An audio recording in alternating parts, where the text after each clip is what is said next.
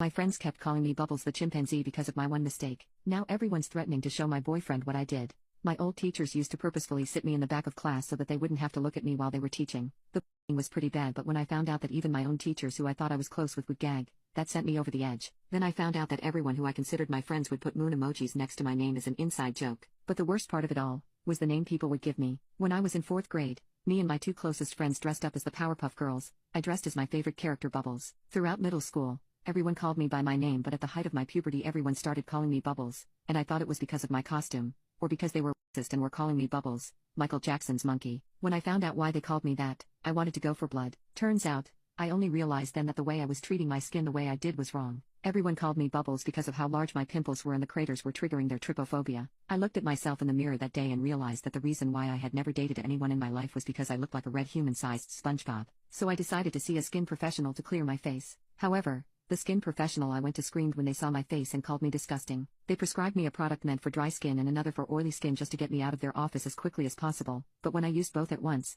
I damaged my skin barrier. My skin wasn't just full of oozing pimples and holes, now it was full of rashes, to the point where I looked like Freddy Krueger. When I went to them about it, they accused me of making up my entire story and purposely using it on my face to cause this reaction. When I disagreed, they ordered security to throw me out. The security guards wouldn't even touch me in fear of catching my acne. I went home that day entirely humbled. No one wanted to be near me because of my disgusting face, and I couldn't even get help for it. I decided that if I didn't fix it myself within the next month, then I needed to accept that I'll never be conventionally pretty. So I tried every top brand on the shelf, mixing anything that could possibly work on my skin. I came out with peeling skin by the end of the month, and no hope for life. Well, that was until I saw an ad in the paper for a skin professional who had gotten rid of a pimple the size of a newborn baby. It felt like I had a shot at something new, an opportunity to have real connections. So I made an appointment and begged the skin professional to do something to help. They first determined my skin type by having me hook my pointer finger and lightly run it across my lower cheek and down to my jawline. Basically, the rule of thumb is, if you hear a noise and feel a bumpy texture where you don't have acne, then you have dry skin. Another way is to drag your finger down your nose, and if it's greasy,